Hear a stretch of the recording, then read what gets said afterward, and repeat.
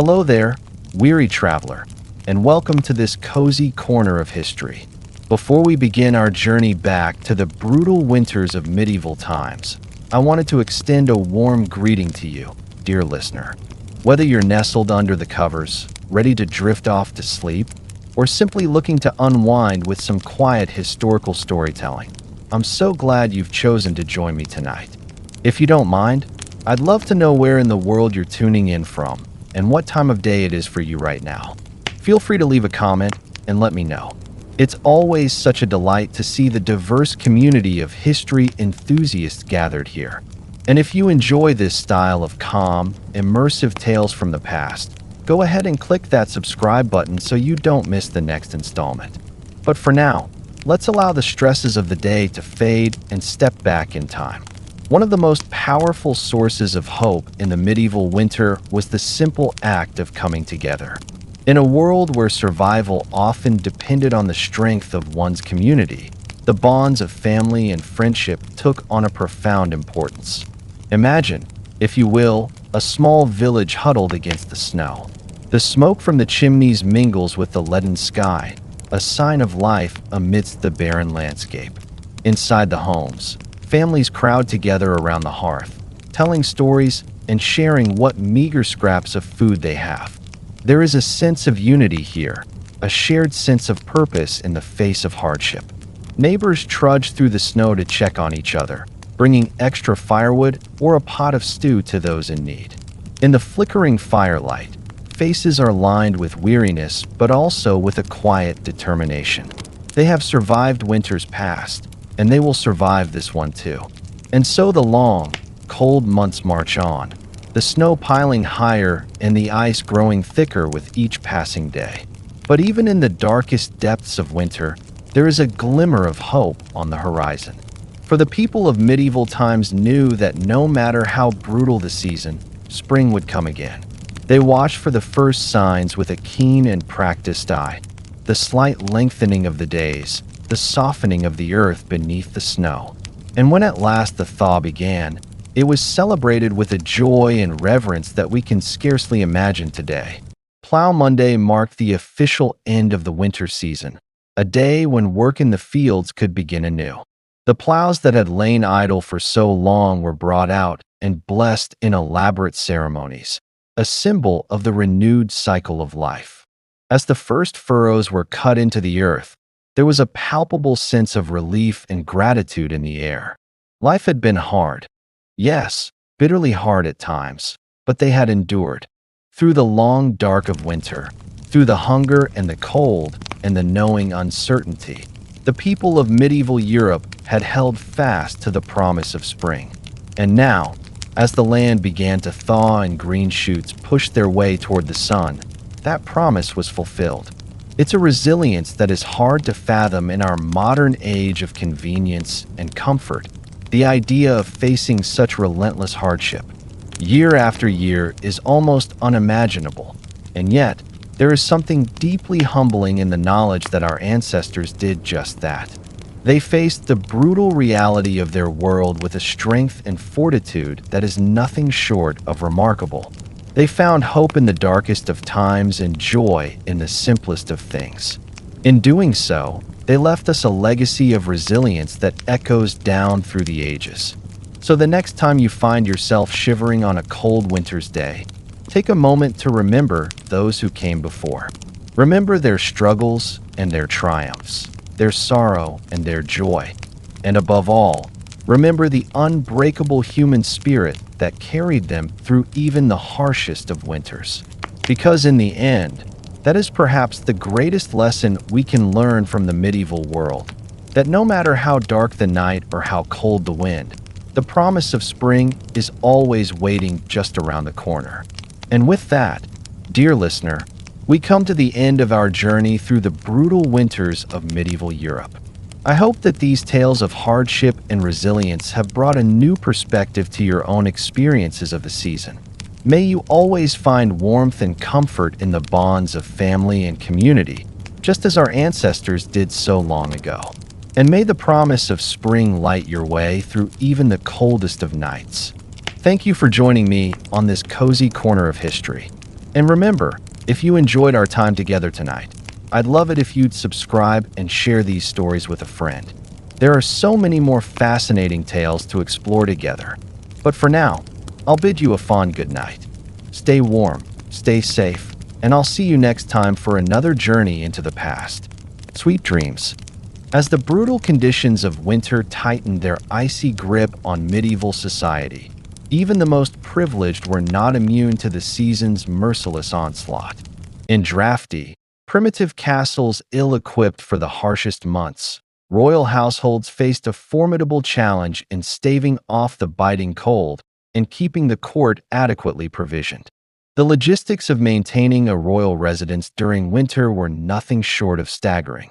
Massive quantities of firewood needed to be stockpiled to fuel the roaring hearths that provided the only source of heat. The kitchen staff toiled ceaselessly to preserve meats, grains, and vegetables that would sustain the court through the long, lean months when fresh fare was scarce. Servants scrambled to seal every crack and gap to keep out the insidious chill, but even the most diligent preparations often proved insufficient against winter's relentless assault. In one particularly chilling tale, a medieval queen is said to have tragically perished from exposure within her own palace walls. According to chroniclers, Queen Elizabeth of Hungary was found frozen in her bed one bitter January morning in 1326, a victim of the very castle that was meant to be her refuge. As grim fates like these demonstrate, the specter of death cast its ominous paw over the medieval world in winter's dark depths. But even amidst such bleakness, the indomitable human spirit endured and found cause to rekindle hope. For much of the populace, that faint glimmer came in the form of the Feast of St. Stephen, a cherished midwinter celebration falling on December 26th. This day marked a brief respite from the unending drudgery and privation of peasant life, a rare, sanctioned opportunity for revelry and indulgence. Central to the feast was the tradition of misrule, a ceremonial inversion of the normal social order. For this single day, a commoner would be appointed the Lord of Misrule, granted temporary authority to preside over the merriment and issue playful edicts to his betters. However fleeting, this act of Saturnalian license provided a vital pressure valve for the simmering tensions and resentments bred by the oppressive feudal hierarchy. The rigid lines between lord and vassal blurred for one mirth-filled day, where all could partake as equals in the feasting, gaming, and carousing. The sense of community fostered by such celebrations was more than mere diversion. It was a critical survival mechanism.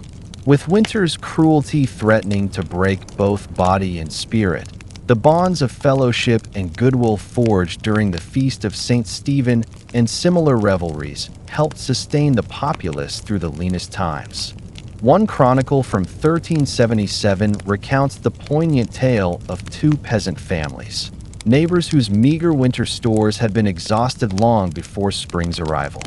On the verge of perishing from hunger, they pooled the last of their tattered resources to share a humble meal on the Feast of St. Stephen. That gesture of generosity and unity gave them the strength to endure the season's remaining ravages. Such acts of compassion formed the very marrow of medieval society in winter. When a helping hand extended to a frostbitten traveler or an extra log given to a shivering widow could spell the difference between life and death. The grim, shared purpose of weathering winter's onslaught together shaped a culture of interdependence that defied the era's often ruthless stratification. But even the warmest expressions of conviviality and fellow feeling inevitably cooled, as winter's unrelenting misery stretched on interminably. The Feast of St. Stephen was but a small flare of light and levity amidst the frozen darkness, a momentary reprieve before the bleak slog of January, February, and March. As stores dwindled, bellies hungered, and the cold crept past the most assiduously stoked hearth, the faint promise of distant spring seemed to fade into impossibility. And yet, year after arduous year, medieval society endured. Against all odds, through unimaginable adversity and hardship, they clung to existence, upheld by the grit, fortitude, and fellowship forged in winter's unsparing crucible. As the land lay dormant and the sun retreated, they somehow found within themselves the tenacity to carry on. One can only imagine the flood of profound relief and joy that greeted the first tentative signs of winter as passing. The slight softening of the frigid air, the incremental lengthening of daylight, the hopeful drip of icicles yielding to the sun's strengthening rays. After months of unremitting struggle, the sight of the season's initial lost battles against the forces of light and life must have seemed nothing short of miraculous. For the battle-weary tillers of the earth, no day was more welcome than Plough Monday, the traditional start of the agricultural year, falling on the first Monday after Epiphany in early January. It heralded the ground's imminent thawing and reawakening. Though the deepest rigors of winter had yet to fully release their stranglehold, the ritual preparations of Plough Monday offered a tangible talisman of hope, an assurance of winter's inevitable loosening and spring's return. One can picture a patchwork of furrowed fields slowly emerging from the receding snows and frosts, the newly harnessed draft teams leaning into the first tentative overturning of the frigid clods.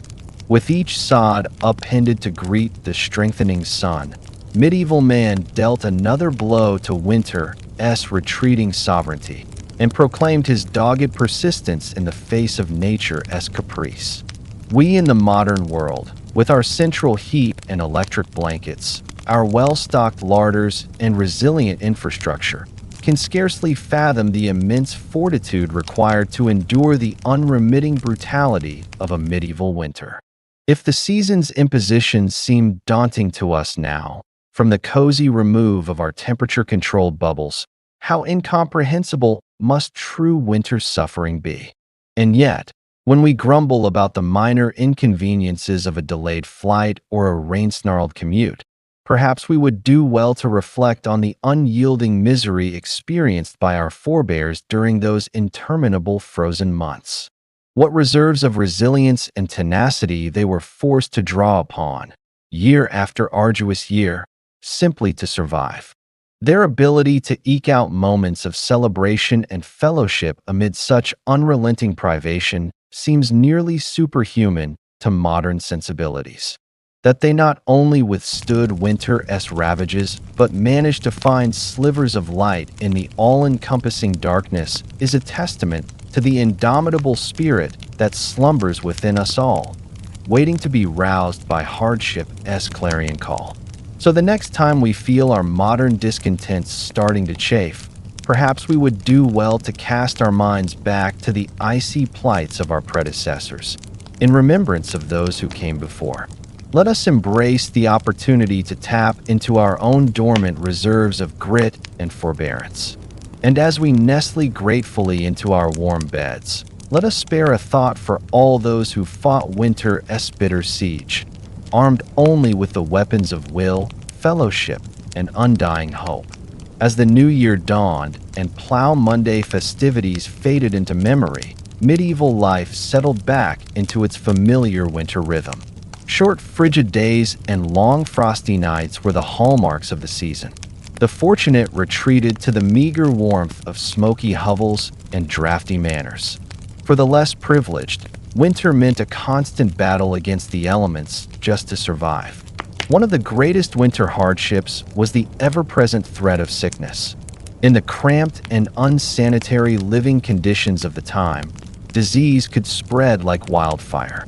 The common cold was an uncommon misery, leaving sufferers red-nosed and bleary-eyed. But far more serious illnesses also stalked the populace. Influenza was a fearsome foe, striking down young and old alike with its telltale fever, chills, and aches. In an age without vaccines or effective treatments, flu outbreaks could decimate entire communities. The winter of 1557 was particularly brutal, with a virulent strain of influenza raging across Europe. In Paris alone, over 10,000 souls perished. Pneumonia was another stealthy killer, preying on those weakened by hunger or other illnesses. The winter dampness seeped into the lungs, causing them to fill with fluid until the victim essentially drowned. Crowded living spaces provided the perfect breeding ground for pneumonia to run rampant. It was not unusual for multiple members of the same family to succumb, leaving orphaned children and shattered lives in its wake. Even royalty was not spared the ravages of winter sickness.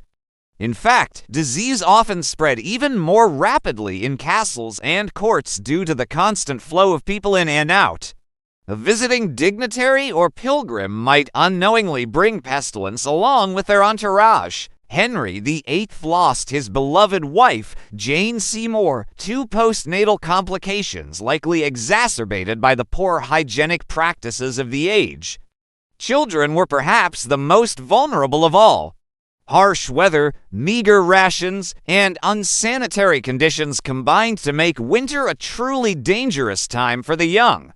Infants born in the cold months faced an especially precarious start to life. In London in the 1500s, fully half of all children did not survive to see their 5th birthday.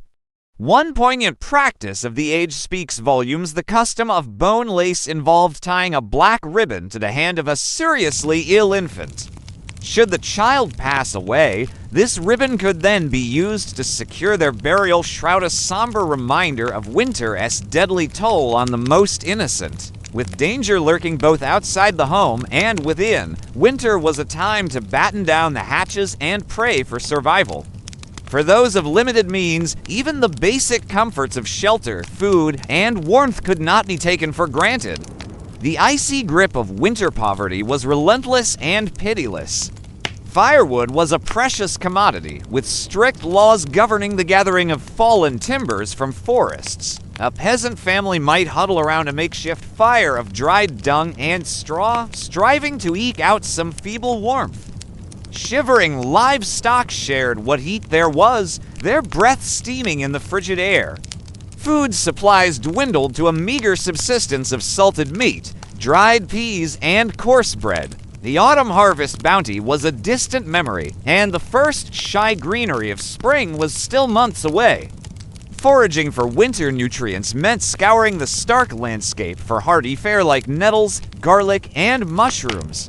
The scarcity of fresh vegetables in winter made for some very dreary dinner pots. A typical pottage might contain peas, beans, salted pork, and if lucky, some foraged greens and wild onions for flavor.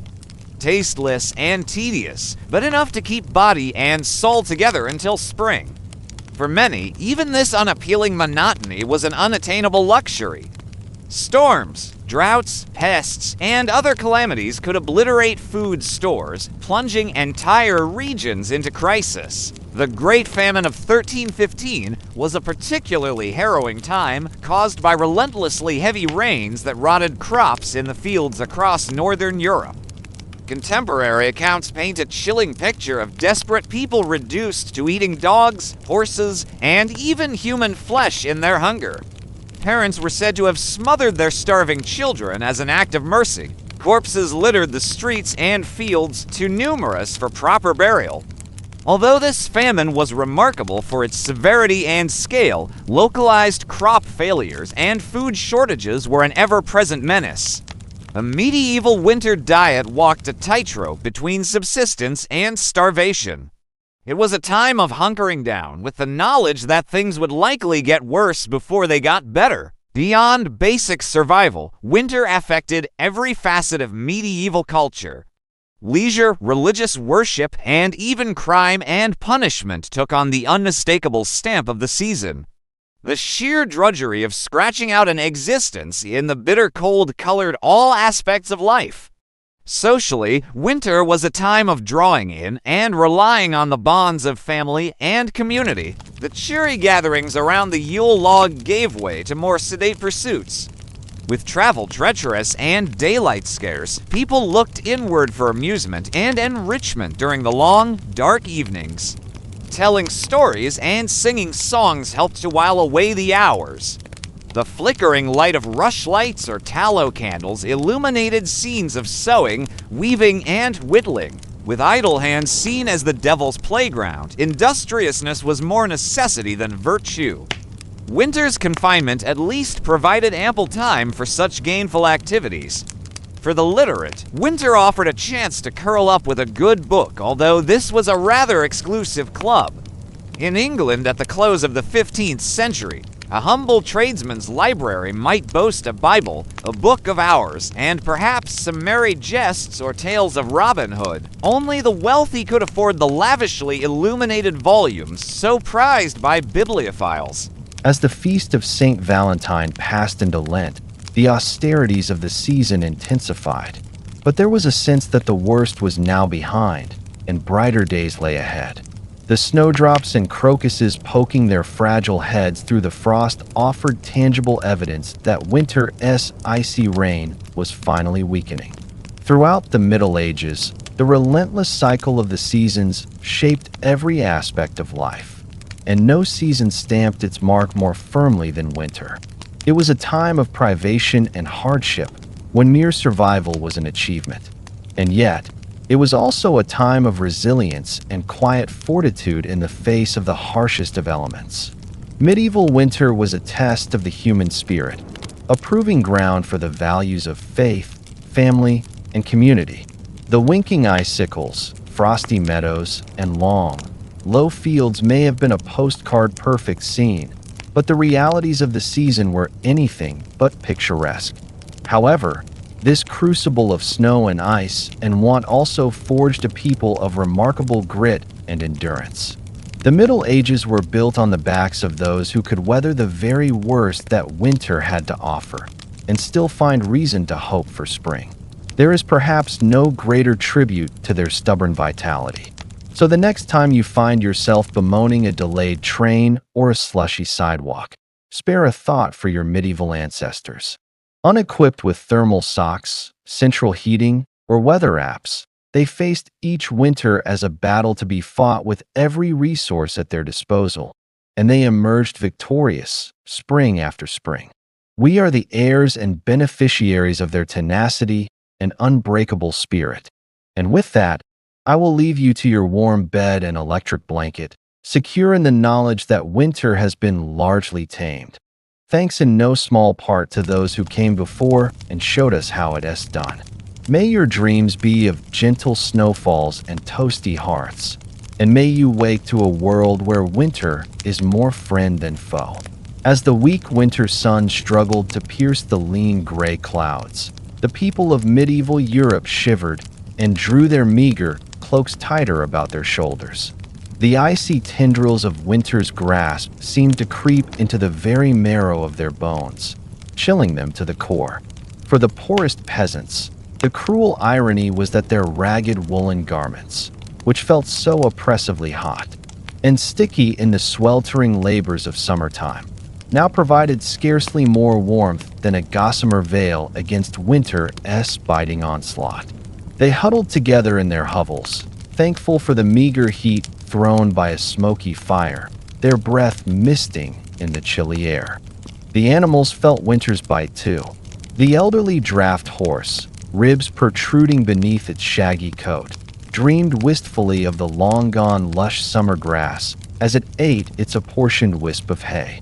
The milk cow lowed mournfully, teats chapped and raw in the frigid drafts that knifed through the barn walls. Even the rye barn cats looked a bit less haughty, their usual disdain blunted by the gnawing in their bellies and the frost on their whiskers. Yes, winter was an especially trying time for the lowest rungs of medieval society. But even the nobility, cocooned in their grand, drafty castles, were far from immune to the deprivations of the season. Many a blue-blooded maiden wailed in despair as her priceless silk gowns proved useless against the dank chill of stone walls. The castle kitchens strained to concoct enough piping hot delicacies to stoke the noble innards. It is said that King Henry II of England, felled by a severe case of the winter shivers, once burned an entire chair just to warm his royal posterior for a blessed moment or two. His servants despaired, knowing His Majesty's temper was liable to ignite even faster than the furniture if he remained uncomfortably cold for long.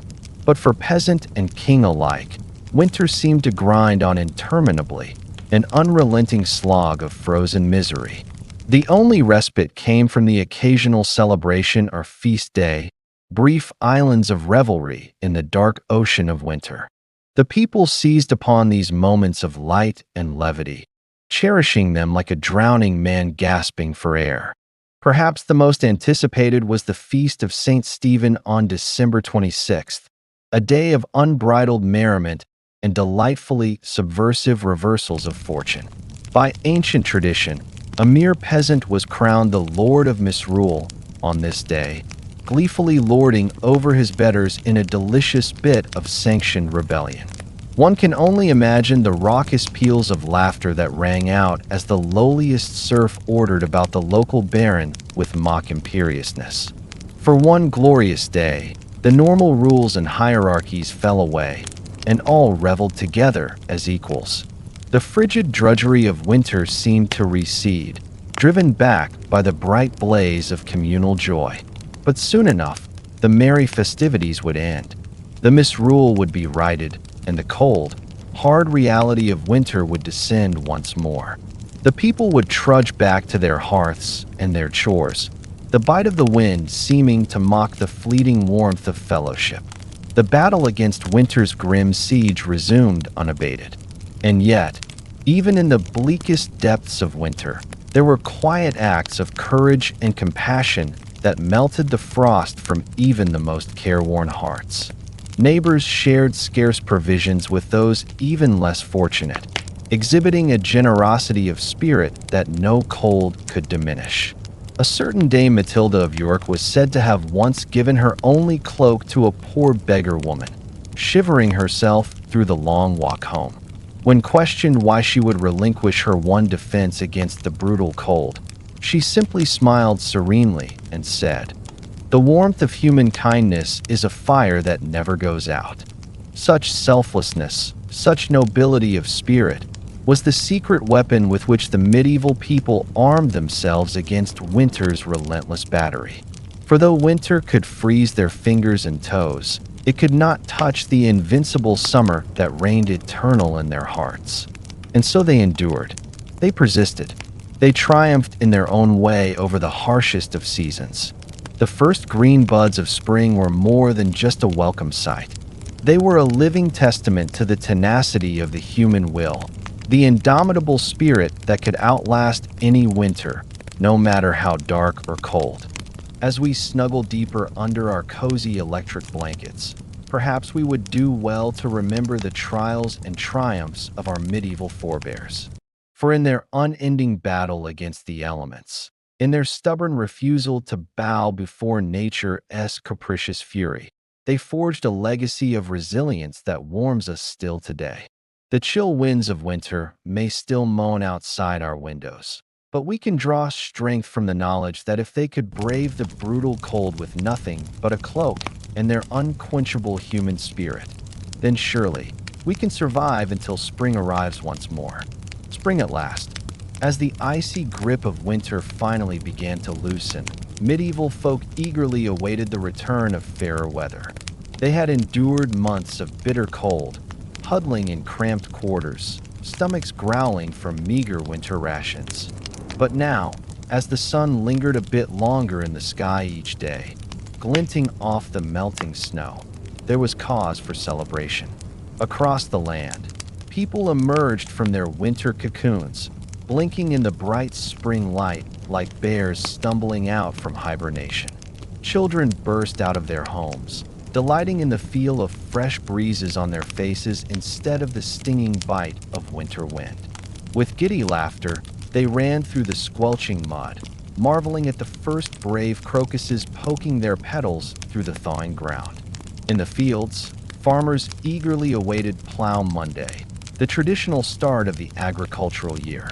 Occurring on the first Monday after Epiphany, it marked the moment when the ground had softened enough for plowing to begin. Draft horses and oxen would be hitched to plows and paraded through the village streets, decked out in garlands, and brightly colored ribbons. Church bells pealed joyously as the procession passed, a festive start to the growing season ahead. There was a palpable sense of relief as chimneys puffed with smoke once more, no longer choked with snow and ice. The threat of frostbite and illness receded along with the snowbanks. Faces creased with care from the stresses of winter survival now crinkled into hopeful smiles instead. Soon, vibrant spring and summer produce would replace the bland, preserved gruel and hard cheese that had barely sustained them through the long, dark months. It is perhaps difficult for us to imagine from our modern vantage point just how momentous this seasonal shift was. We may grumble about slushy roadways or groan at losing an hour of sleep to daylight savings time. But for our medieval forebears, the arrival of spring was nothing short of life-affirming. It meant they had weathered winter's brutal assault, staving off starvation and sickness for one more year. The skeletal trees cloaking themselves in green once more was an outward reflection of the inner regrowth and renewal medieval people felt as warmth and light returned. Some of that elation can still be heard echoing through the ages in lively medieval folk tunes and verses that welcome spring's sweet return.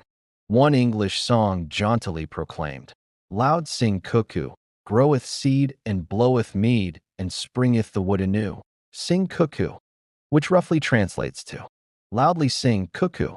The seed is growing, the meadow is blooming, and the woods are springing up anew. Sing cuckoo." The sheer irrepressible joy is palpable, spilling out in simple yet evocative rhyme. So let us take a moment to appreciate the immense fortitude, resilience, and zest for life embodied by our medieval ancestors.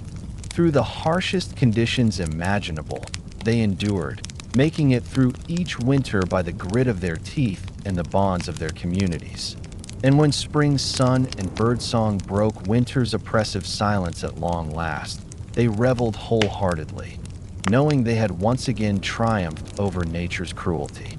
As we nestle into our warm beds, perhaps grumbling half-heartedly about the chill outside our windows, we might spare a thought for those long-ago souls, the ones who would heave a sigh of pure relief as the snow gave way to mud, flinging open their shutters and letting the spring air rush in.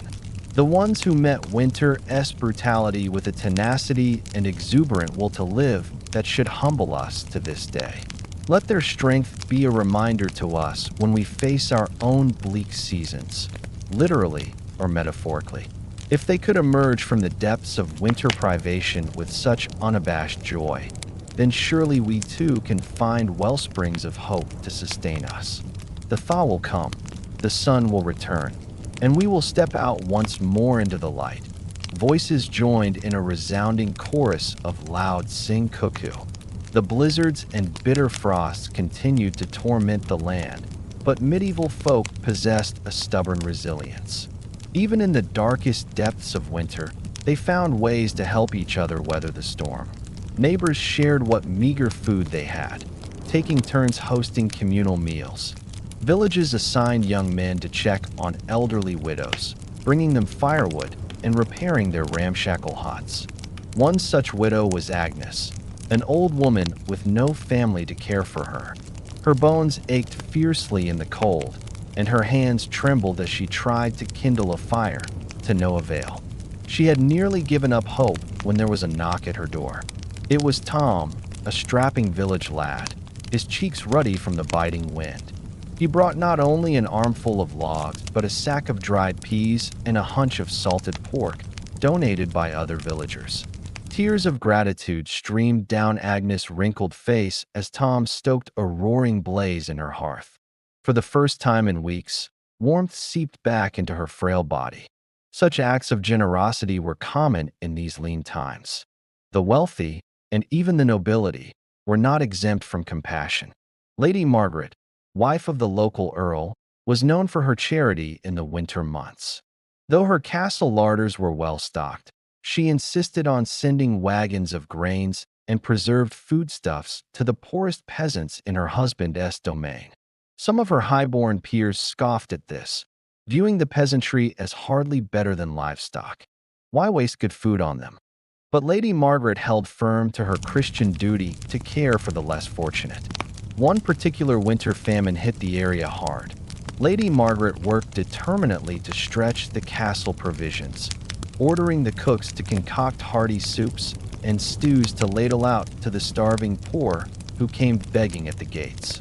The kitchen boys grumbled at the extra work, but the cook, a portly fellow named Bernard, shared his mistress's sense of noblesse oblige.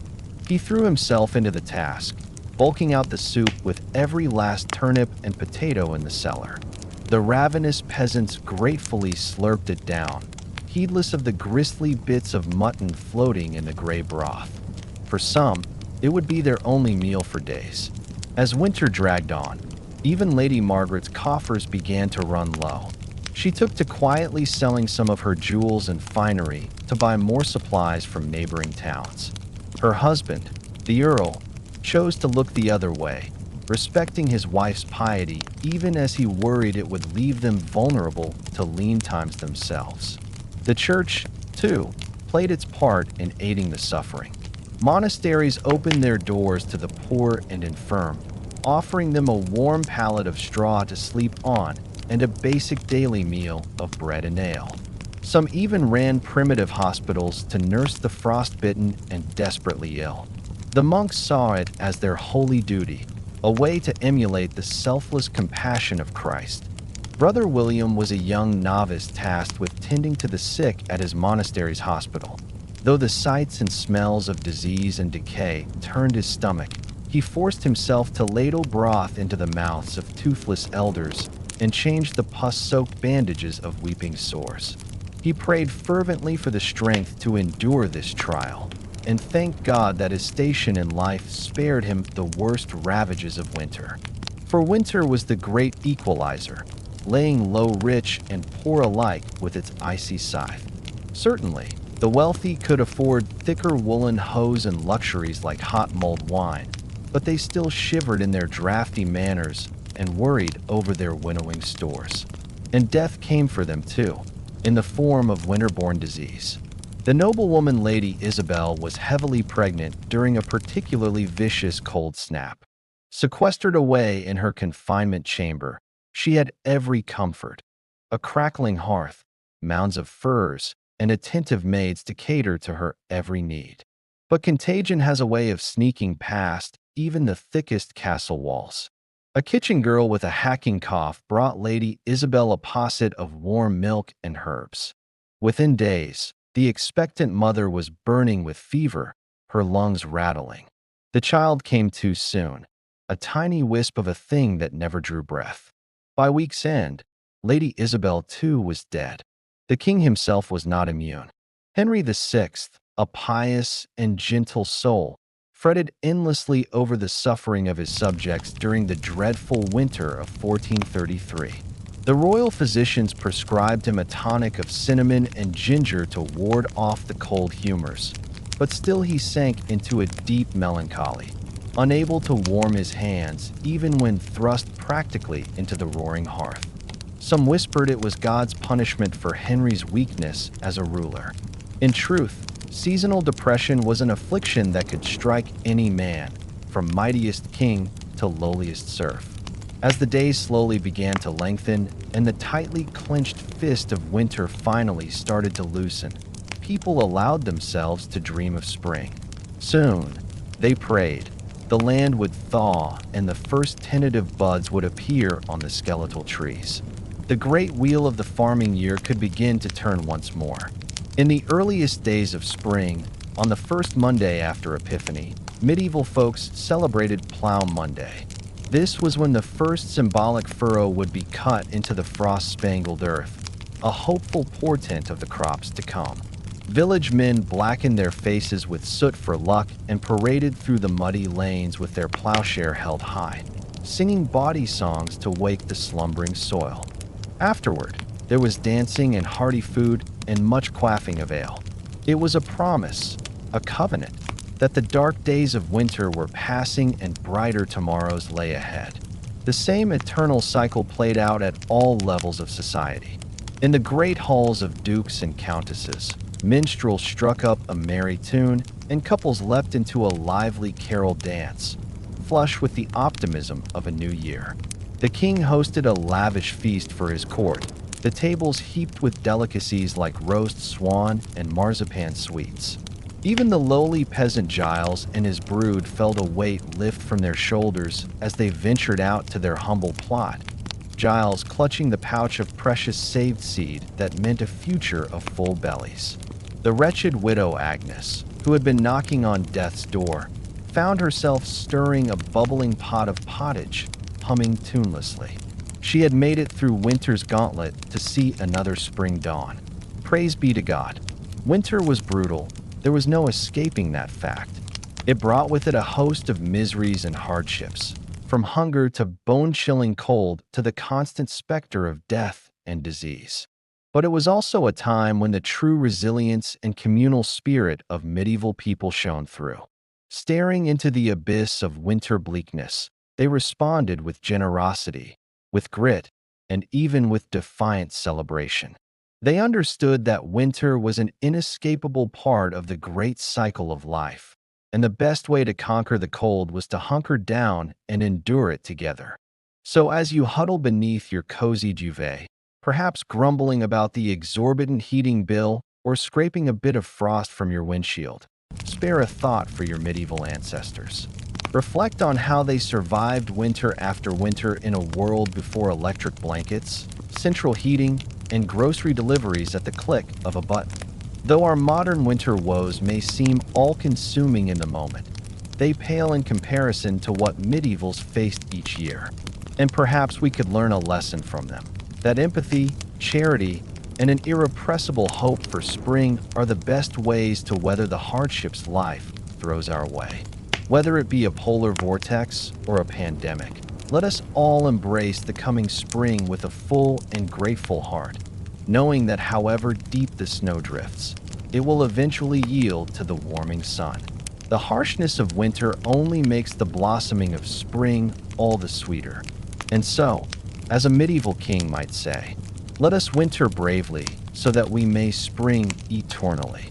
Frost crackles underfoot as you trudge through snowdrifts, breath clouding in the icy air. Icicles glitter in the pale sunlight, hanging from the eaves of wattle and daub huts.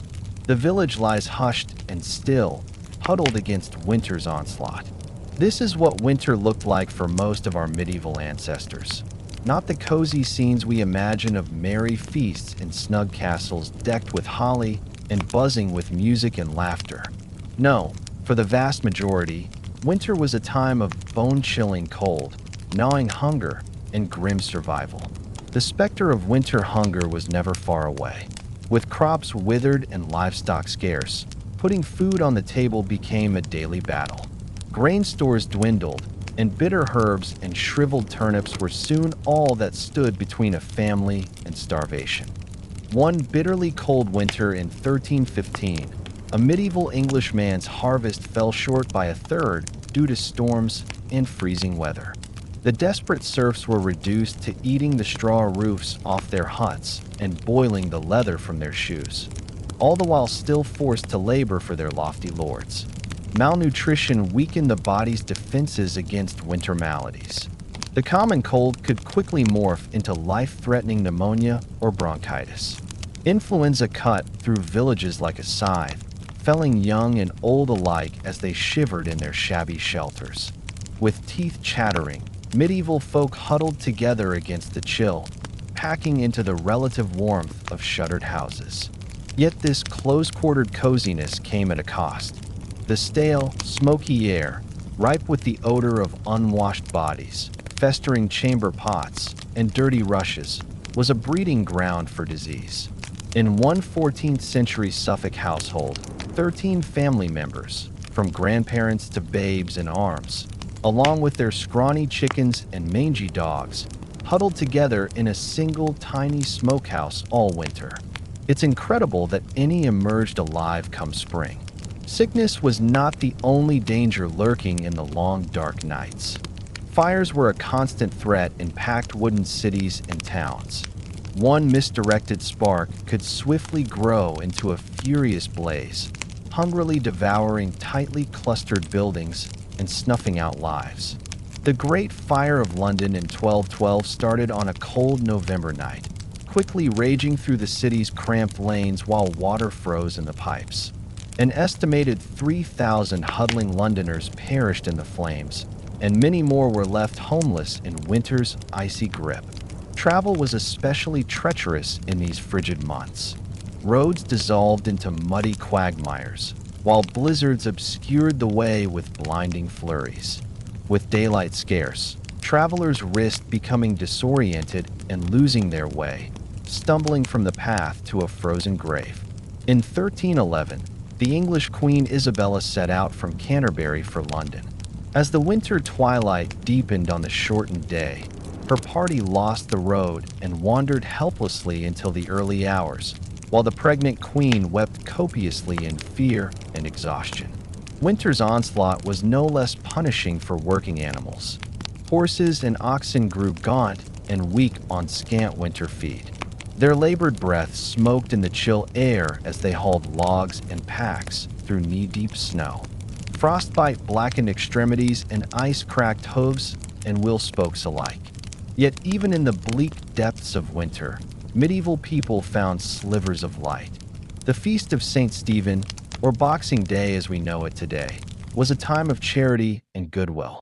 Alms boxes in churches overflowed with offerings for the poor, while lords supplied hearty meals to cold and hungry tenants.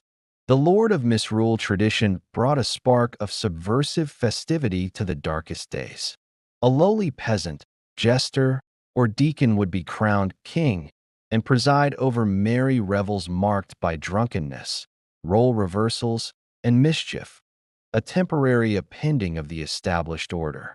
Despite the privations and dangers medieval winters posed, hope somehow endured, etched in frosty breaths and no doubt uttered as fervent prayers. Hope that the weak and ailing would survive, that food would last until spring, that light and warmth would conquer the constricting cold once more. So this winter, when you grumble about shoveling the driveway, curse at the thermostat, or get chilled waiting for the bus, spare a thought for those who came before us. Our medieval ancestors faced the Herculean task of surviving winter after winter with few of the comforts we take for granted. Their quiet courage in the face of winter's cruelty is perhaps the greatest lesson they have to teach us. Though we will never know most of their names or stories, we can appreciate the magnitude of their struggles and find inspiration in their endurance that saw them through to brighter days. The bitter frost continued its icy reign, transforming the landscape into a crystalline wonderland that would be picturesque, if not for the immense hardship it inflicted on the inhabitants of the land. The snow fell ceaselessly from the ash-gray sky, blanketing the countryside in a suffocating white shroud. Icicles hung like glittering daggers from the eaves of peasant hovels and grand manors alike. The hearth fires that burned day and night offered only a fleeting respite from the penetrating chill. Smoke from the precious flames stung watering eyes and choked lungs in the close, fetid air of wattle and daub huts.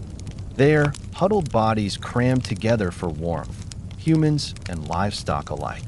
The pungent aromas of dung and unwashed flesh mingled together into a uniquely medieval winter perfume. For some, however, even this dubious comfort was a luxury they could ill afford. Scant food stores stretched precariously thin, and bellies rumbled with the persistent pangs of hunger. Many of the poorest subsisted on little more than coarse bread and thin gruel, praying they would survive to see the spring. The specter of famine lingered in every home. From lowly serf to high lord, none could escape winter's deadly grasp, not even those who wore crowns. In drafty stone castles that seemed to inhale the cold and exhale an unrelenting damp, rulers shivered beneath mountains of furs. Royal households required vast amounts of firewood and provisions to ride out the long winter months. Woe to the kingdom whose sovereign failed to plan ahead. According to one account, A medieval Bohemian princess perished from the cold in her bedchamber. Her demise a chilling reminder that wealth and status offered only partial protection from the elements. But for a peasant family, the loss of a loved one to winter's icy scythe was all too common an occurrence. As cruel as it was predictable, disease added to the season's prodigious death toll.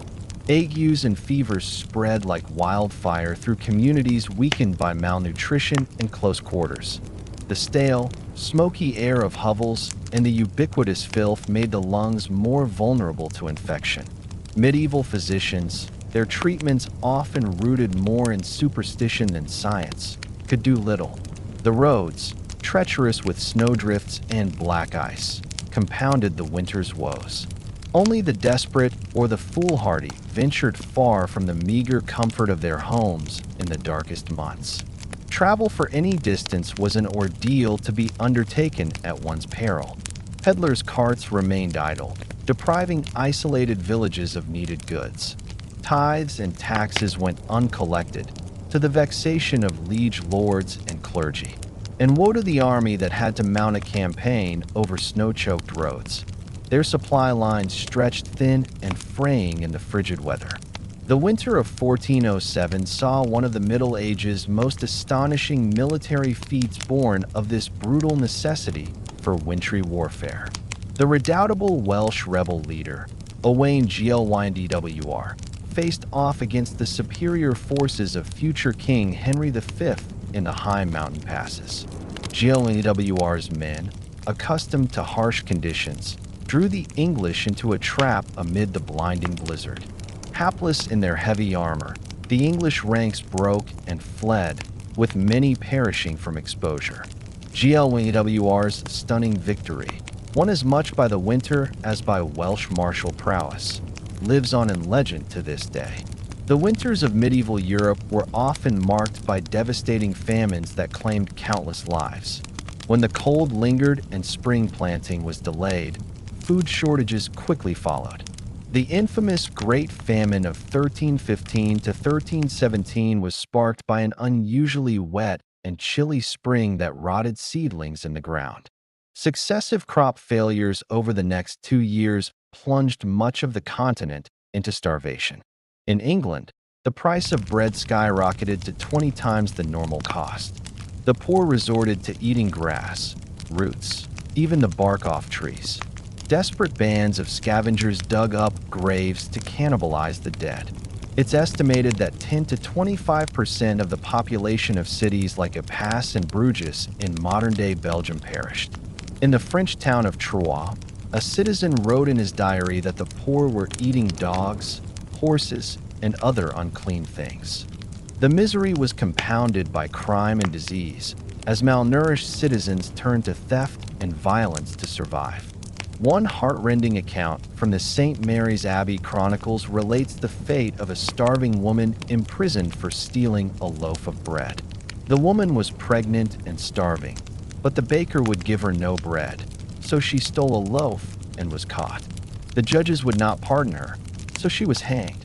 As she died, the infant fell from her womb before the eyes of the people. The child lay bloody and screaming on the ground, but no one wanted to touch or rescue it, and the baby soon died where it fell. The famine finally eased in 1318 when the weather turned favorable again and crops began to grow. But the specter of starvation stalked the land every winter, ready to reap a grim harvest at the slightest adversity. For medieval people, winter was always a time of gnawing unease, if not outright terror, as they prayed their meager food stores would last until spring. Malnutrition weakened the populace and left them vulnerable to disease. The close, unsanitary living conditions of winter led to frequent outbreaks of infections like influenza, dysentery, and pneumonia. Respiratory illnesses especially took a heavy toll, spread by coughing and stale, smoky air as people huddled around fires. Something as simple as a winter cold could quickly turn deadly. In the Middle Ages, even the doctors of the era were of little help, relying on dubious treatments like bleeding and purging with laxatives to restore the balance of a patient's humors. The Emperor Charlemagne allegedly died of pleurisy in the bitter winter of 814 after his doctors treated him with poultices and unguents to no avail. Many historians believe the Black Death of the 14th century spread so quickly because malnourished citizens packed together in winter quarters had little resistance to disease.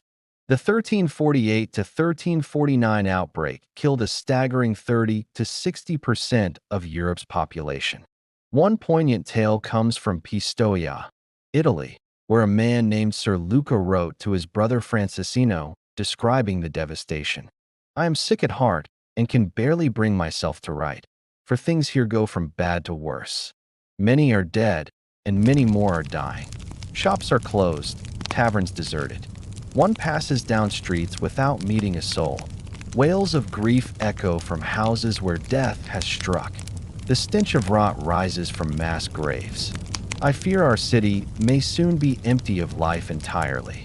I beg you, stay where you are and pray for us unceasingly." As the plague raged, entire villages were wiped out. The suffering was compounded by the trauma of hasty mass burials in frigid ground and sick people expelled to die alone in the snow for fear of contagion. The devastating losses of the Black Death left deep psychological scars and forever altered the medieval world. Winter was an especially dreaded time for the elderly, young children, and expectant mothers. Without the benefits of modern medicine, these vulnerable populations frequently succumbed to cold, disease, or malnourishment. It's estimated that in some medieval societies, up to 20 to 30% of infants died within their first year of life, many during the harsh winter months. Complications of pregnancy and childbirth, exacerbated by poor diet and chilly conditions, claimed the lives of countless mothers and babies. The perils of winter childbirth are illustrated by the sad tale of Matilda, the 12-year-old daughter of King Henry I of England. In the winter of 1120, Matilda was aboard a ship called the White Ship, sailing from France to England. The ship hit a rock and quickly sank, sending Matilda and hundreds of other passengers into the frigid waters of the English Channel. Matilda nearly escaped drowning by getting into a small rescue boat, but then cried out for her half-brother William, who was still in the water. When the boat rowed back to get William, so many desperate people tried to climb in that it capsized, casting Matilda back into the cold waves. The king's young daughter, pregnant with her first child, perished along with the rest. Her grief-stricken father was said to have fainted dead away at the news and never smiled again for the rest of his life. The very old and very young were always imperiled during the bleak winters of the Middle Ages. If they managed to survive disease and starvation, they still might freeze to death in their sleep.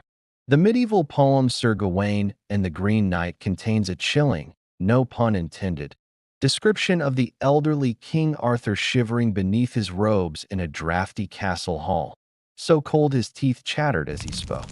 Without the insulating ice caps and glaciers we have today, winters in the Middle Ages were accompanied by raging snowstorms and devastating floods. In 1216, King John of England supposedly lost the crown jewels while crossing a marshy area in East Anglia called the Washington, fleeing enemies in rebellion against his rule. John's baggage train was swallowed up by a surging high tide whipped up by fierce gales. The king allegedly escaped by the skin of his teeth, but his treasure, including priceless jeweled crowns and scepters, disappeared into the churning waters, never to be seen again. John died of dysentery a few days later, a broken man. Some historians believe the loss of the crown jewels was the final blow that sent an ailing John to his grave. Winter storms often meant disaster for coastal communities battered by hurricane-force winds and massive waves. The Anglo-Saxon Chronicle records a terrible flood that struck England in 1099. On St. Martin's Day, the 11th of November, came a great sea flood through the length of this land, and overran it so far as no man remembered that it ever did before, and drowned many towns and a countless number of people. Another North Sea flood on January 16, 1219, completely submerged the low-lying Netherlands, killing over 50,000 people. In an era with no early warning systems or emergency shelters, the population was completely at the mercy of the elements. All medieval folk could do was pray for deliverance as icy floodwaters rose and the wind howled like the very hounds of hell outside their frail homes. Harsh winters also meant an increase in fires, as people did whatever they could to keep warm. The Anglo-Saxon Chronicle again gives a chilling account of a deadly London blaze in 1132. A dreadful fire broke out on London Bridge and spread so rapidly that before it could be extinguished, it burned down a great part of the city, with the principal church of St. Paul and the Cathedral of Canterbury, besides many other churches and houses. The force of the wind and the violence of the flames carried burning rafters and sheets of lead from the roofs an extraordinary distance. With most buildings made of timber and tightly crammed together, it's no wonder medieval cities were such tinderboxes. A stray spark or overturned candle could ignite an unstoppable inferno, especially when gale-force winter winds whipped the flames into a frenzy. People fled through narrow, twisting streets as their homes burned behind them, often with little more than the clothes on their backs. There are countless tragic stories of families separated in the chaos, children trampled, and people trapped and burned alive. Given the limited firefighting technology of the era, often all citizens could do was throw buckets of water or snow on the flames and pray the wind would shift before the entire city burned. But perhaps the greatest danger of medieval winter was something that required no great blizzards, floods, or conflagrations. Sometimes the simple, inescapable, life-sucking cold was enough. It's hard for us to imagine in our modern world of central heating and thermal fabrics, but the bone-chilling damp and constant dark of winter was an adversary from which there was little defense in the Middle Ages. With only smoky fires and piles of furs to ward off the chill, winter cold sank deep into the bones of medieval people. Arthritis and rheumatism were common afflictions, the pain growing worse with every passing year. Extremities slowly went numb, then black with frostbite. Pneumonia and influenza ran rampant in close quarters. The cold seemed to seep into the very soul, sapping all energy and vitality. The 6th century British monk Gildas paints a grim picture in his work on the ruin of Britain. The nights are long and dark, the days dreary and chill. The air bites with malice. The icy blasts cut to the bone. All is blanketed in snow and frost. It is a time of great suffering for man and beast alike, when all the earth seems dead and frozen, locked in the clutches of a frigid hell. For the elderly and frail especially, winter was a time of dread, marked by a hopeless feeling that the warmth might never return. People piled on every article of clothing and huddled together for warmth, but still the cold crept in. Fires sputtered and died in the damp, leaving only plumes of acrid smoke that stung the eyes and choked the throat. Coughs and sniffles echoed in the darkness, interspersed with the groans of the sick and dying. The cold kept its icy grip round the clock, turning exhalations to frost and numbing appendages. It seemed to reach icy fingers into the chest, squeezing the breath and congealing the blood. Even the young and healthy moved as if through deep water, sluggish and yielding. There was no escaping winter's clutches in the Middle Ages. No Florida vacations or cozy electric blankets to take the edge off. The cold was a constant, merciless companion, sapping precious energy needed for survival. It's no wonder the medieval world measured the passage of time not in months or years, but in how many winters one managed to survive. To make it through to another spring was a triumph, one that grew more difficult with each passing season. But somehow, despite the brutal conditions, the rampant disease, the gnawing hunger, and the life-stealing cold, the people of the Middle Ages endured.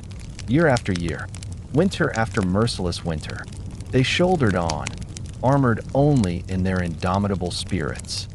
When the last meager stores of food ran low, they tightened their belts another notch. When the fire burned down to embers, they drew another tattered blanket close. And when the dark pressed in from all sides, they huddled together and whispered stories of brighter days to come. There is a moving passage in the 14th century English poem Piers Plowman that captures the sheer resilience of the medieval spirit. Through woe and winter's bale, frost and snow and sleet and hail, all shall pass and peace prevail. Hope shall triumph and never fail. Even in the darkest depths of winter, medieval folk found small joys and moments of grace. Neighbors shared what little they had with those who had even less. Amid the cold and dark, people came together to sing and pray. At night, some swore they could hear the voices of angels in the howling winds, promising that warmth and light would come again. And so the people of the Middle Ages held fast to hope, clung fiercely to life, and kept their eyes fixed on the far horizon where spring lay in wait. They knew in their bones that winter, no matter how brutal and unrelenting, was always a temporary state. The sun would return, the snows would melt, and the world would be reborn, as green and glorious as if winter had never come at all. All they had to do was endure. And endure they did, with a strength forged in the very ice and stone of the season. The winters of the Middle Ages were brutal, merciless, and seemingly endless. They brought hunger, disease, destruction, and death. But they also brought out the best in the human spirit, the unshakable will to survive, to hold fast to hope, to come together in compassion and kindness. The medieval world was tempered in winter's icy crucible and emerged stronger for it. A little tougher, a little wiser, with a bone-deep appreciation for the turning of the seasons. So perhaps we can learn a lesson from our medieval forebears as we grumble about scraping a few inches of frost from our windshields. For them, winter was a matter of life and death. Winter was brutal. There was no escaping that fact. It brought with it a host of miseries and hardships, from hunger to bone-chilling cold to the constant specter of death and disease. But it was also a time when the true resilience and communal spirit of medieval people shone through. Staring into the abyss of winter bleakness, they responded with generosity, with grit, and even with defiant celebration. They understood that winter was an inescapable part of the great cycle of life, and the best way to conquer the cold was to hunker down and endure it together. So, as you huddle beneath your cozy duvet, perhaps grumbling about the exorbitant heating bill or scraping a bit of frost from your windshield, spare a thought for your medieval ancestors. Reflect on how they survived winter after winter in a world before electric blankets, central heating, and grocery deliveries at the click of a button. Though our modern winter woes may seem all-consuming in the moment, they pale in comparison to what medievals faced each year. And perhaps we could learn a lesson from them, that empathy, charity, and an irrepressible hope for spring are the best ways to weather the hardships life throws our way. Whether it be a polar vortex or a pandemic, let us all embrace the coming spring with a full and grateful heart, knowing that however deep the snow drifts, it will eventually yield to the warming sun. The harshness of winter only makes the blossoming of spring all the sweeter. And so, as a medieval king might say, let us winter bravely, so that we may spring eternally. Frost crackles underfoot as you trudge through snowdrifts, breath clouding in the icy air. Icicles glitter in the pale sunlight, hanging from the eaves of wattle and daub huts. The village lies hushed and still, huddled against winter's onslaught. This is what winter looked like for most of our medieval ancestors. Not the cozy scenes we imagine of merry feasts in snug castles decked with holly and buzzing with music and laughter. No, for the vast majority, winter was a time of bone-chilling cold, gnawing hunger, and grim survival. The specter of winter hunger was never far away. With crops withered and livestock scarce, putting food on the table became a daily battle. Grain stores dwindled, and bitter herbs and shriveled turnips were soon all that stood between a family and starvation. One bitterly cold winter in 1315, a medieval Englishman's harvest fell short by a third due to storms and freezing weather. The desperate serfs were reduced to eating the straw roofs off their huts and boiling the leather from their shoes, all the while still forced to labor for their lofty lords. Malnutrition weakened the body's defenses against winter maladies. The common cold could quickly morph into life-threatening pneumonia or bronchitis. Influenza cut through villages like a scythe, felling young and old alike as they shivered in their shabby shelters. With teeth chattering, medieval folk huddled together against the chill, packing into the relative warmth of shuttered houses. Yet this close-quartered coziness came at a cost. The stale, smoky air, ripe with the odor of unwashed bodies, festering chamber pots, and dirty rushes, was a breeding ground for disease. In one 14th century Suffolk household, 13 family members, from grandparents to babes in arms, along with their scrawny chickens and mangy dogs, huddled together in a single tiny smokehouse all winter. It's incredible that any emerged alive come spring. Sickness was not the only danger lurking in the long, dark nights. Fires were a constant threat in packed wooden cities and towns. One misdirected spark could swiftly grow into a furious blaze, hungrily devouring tightly clustered buildings and snuffing out lives. The Great Fire of London in 1212 started on a cold November night, quickly raging through the city's cramped lanes while water froze in the pipes. An estimated 3,000 huddling Londoners perished in the flames, and many more were left homeless in winter's icy grip. Travel was especially treacherous in these frigid months. Roads dissolved into muddy quagmires, while blizzards obscured the way with blinding flurries. With daylight scarce, travelers risked becoming disoriented and losing their way, stumbling from the path to a frozen grave. In 1311, the English Queen Isabella set out from Canterbury for London. As the winter twilight deepened on the shortened day, her party lost the road and wandered helplessly until the early hours, while the pregnant queen wept copiously in fear and exhaustion. Winter's onslaught was no less punishing for working animals. Horses and oxen grew gaunt and weak on scant winter feed.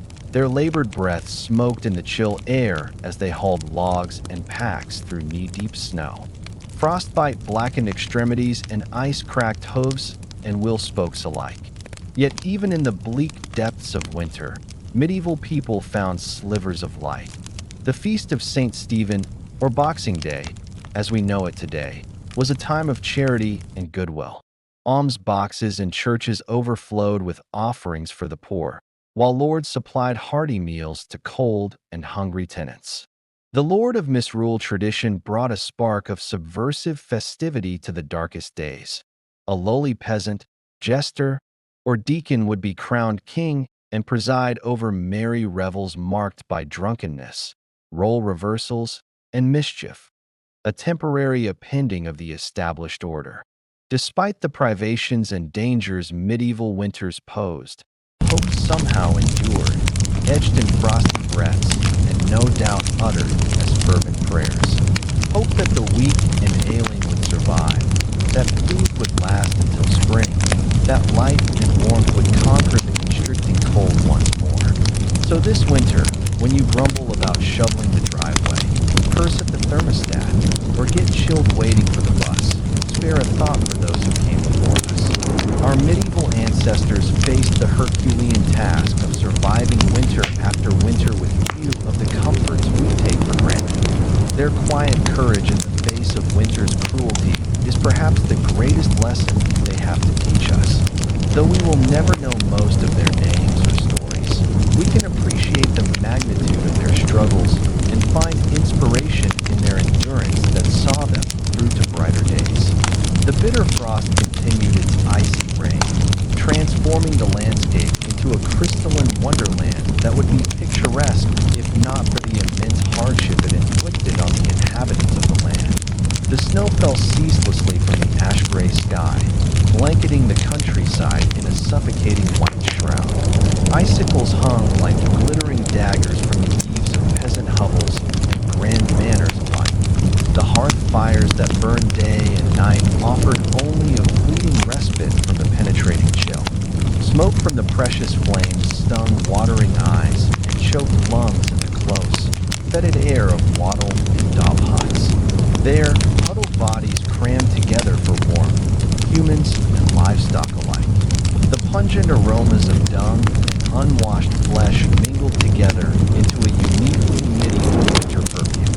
For some, however, even this dubious comfort was a luxury they could ill afford. Scant food stores stretched precariously thin, and bellies rumbled with the persistent pangs of hunger. Many of the poorest subsisted on little more than coarse bread and thin gruel, praying they would survive to see the spring. The specter of famine lingered in every home. From lowly serf to high lord, none could escape winter's deadly grasp, not even those who wore crowns.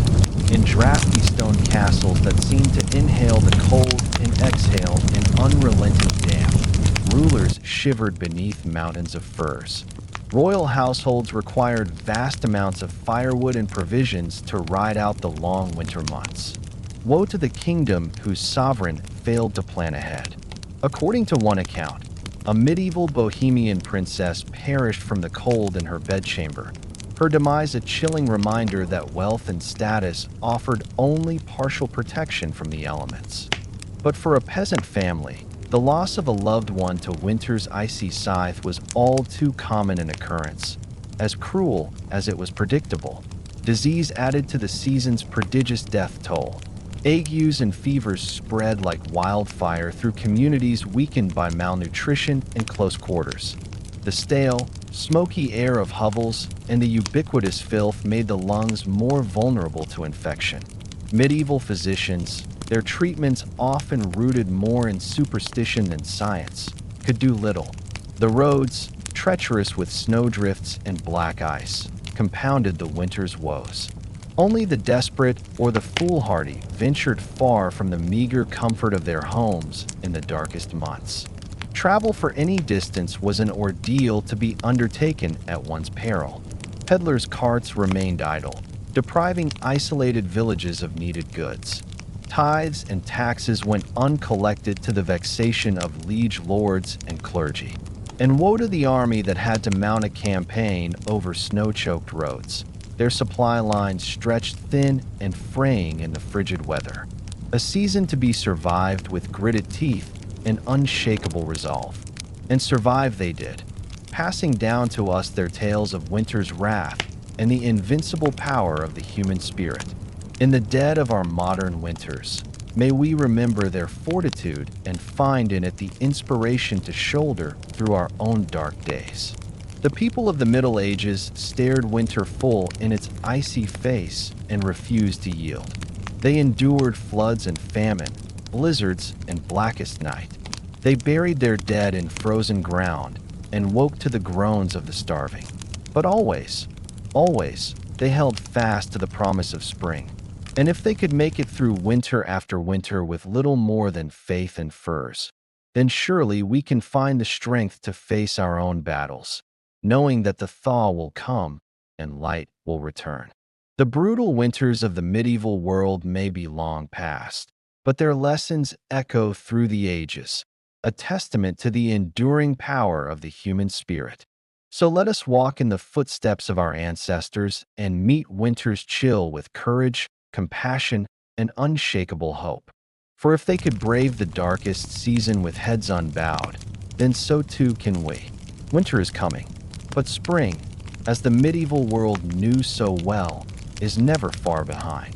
As the chilling winds howled across the frozen landscape, medieval folks gathered around the flickering light of the hearth fire. Huddled together for precious warmth, they shared tales of winters past, those harsh and unforgiving seasons that tested the mettle of even the hardiest souls. In humble cottages and grand manor houses alike, the sting of winter's icy breath knew no bounds. Drafty shutters and thin thatched roofs offered scant protection against the relentless cold. from peasants to princes, all felt the bite of Jack Frost nipping at their noses and numbing their extremities. But some were fortunate enough to have a roaring hearth around which to cluster. The crackle of the flames and the aroma of smoke offered small comfort against winter's onslaught. In the castles of the highborn, great hall fireplaces consumed prodigious quantities of wood, attended by shivering servants whose labors never ceased. But even the mightiest noble shuddered to venture beyond the fire's glow, for winter's chill had a way of penetrating even the thickest stone walls and richest furs. For those of low birth, the season brought an especially grim and arduous struggle for survival. Their rough-hewn hovels boasted precious little in the way of creature comforts. Meager rations of peat or wood scavenged from the forest barely fed the spluttering hearth. Families crammed together in squalid quarters, sharing body heat and breathing air thick with smoke and the fetid stench of unwashed humanity. It was a bleak existence, to be sure, and yet, even in the face of such privations, there were moments of cheer to be found. The glow of communal fires in the village square drew folks out of their hovels, if only for a short respite. Gathered around the leaping flames, neighbors exchanged jests and jibes, stories and songs. For a fleeting time, the cruel realities of winter seemed distant. Indeed, young lovers stole secret kisses, their ardor undimmed by the cold. Children shrieked with delight as they scampered and slid across frozen ponds. Even the elderly felt the weight of their years lift for a spell, transported back to the carefree winters of their youth.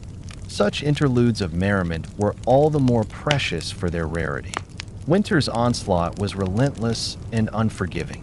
Thoughts soon turned to empty bellies and the gnawing hunger that was the constant companion of the poor.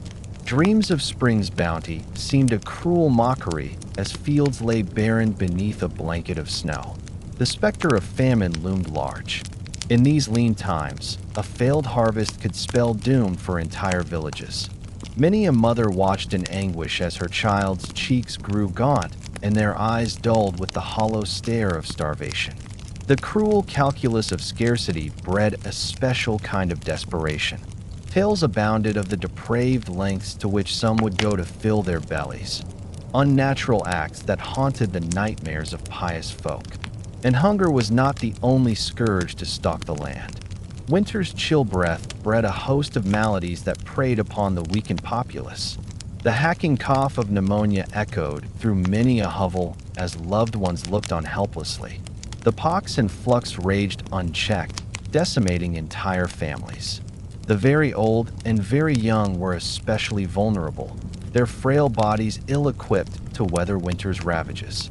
But perhaps the greatest cruelty was reserved for those forced to venture out into the teeth of winter's fury. Travelers risked life and limb on treacherous, ice-licked roads. Many a hapless wayfarer met their doom, swallowed up by swirling blizzards or plummeting into deep snowdrifts. Their frozen corpses would not be discovered until the spring thaw, a grim reminder of winter's lethal power. Even the valiant knights, those stout warriors of the realm, were not immune to winter's depredations.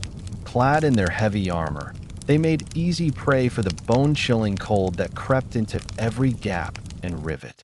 Numb hands, made clumsy by frozen gauntlets, fumbled with sword and shield. Once mighty charges floundered in the deep snowdrifts as icicles formed on their heaving flanks. Great and small alike cursed the name of winter.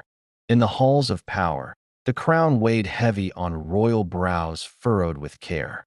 For even a monarch could not decree the seasons to reverse their inexorable turn. The cost of keeping the court supplied with provender and firewood was staggering. Royal treasuries groaned beneath the strain as grasping merchants reaped handsome profits from the king's largesse. But for all the miseries it engendered, winter's reign was not eternal. Even in the depths of icy despair, folk clung to the promise of spring's sweet renewal. The joyous feast of Stephen offered a welcome reprieve from winter's woes. For one raucous day, the world turned upside down, as a lowly peasant assumed the mantle of the lord of misrule. Drunken revelry and bawdy songs lifted spirits and lightened hearts. Laughter, that balm for the careworn soul, echoed through the frostbitten land. In the fullness of time, winter's gelled grip began to loosen. Icicles dripped from the eaves as the strengthening sun worked its subtle magic. Snowdrops and crocuses pushed their way through the softening earth, delicate harbingers of winter's retreat. The land stirred with new life, shaking off the torpid slumber of the frozen months. Hearts lifted and voices raised in joyful celebration. The Feast of the Plough marked the triumphant return of spring's verdant splendor. Sleek oxen dragged gleaming plowshares through rich, dark earth as the cycle of planting and renewal began anew. The lean times of winter soon faded into memory as fields rippled with the green and golden bounty of the land. Looking back across the centuries, we marvel at the fortitude of our medieval forebears. Year after pitiless year, they endured winter's cruelties with a stoicism born of necessity. Their strength of spirit and unbreakable bonds of community were the secret of their survival. In the face of unimaginable hardship, they found pockets of hope and moments of shared humanity. So the next time we grumble about the inconvenience of a delayed flight or the indignity of slushy streets, let us pause and reflect. Our modern winter woes are but a shadow of what once was. In the tapestry of human history, the icy trials of the Middle Ages loom large. They serve as a reminder of our species' remarkable resilience and the preciousness of a warm hearth and a full belly. As we drift off to slumber, let us spare a thought for those who came before. In our dreams, perhaps we will catch a glimpse of their world, a harsher, crueler world than our own, and yet one in which the indomitable human spirit shone all the brighter for the darkness that surrounded it. Good night, and sweet dreams of gentle spring breezes to come.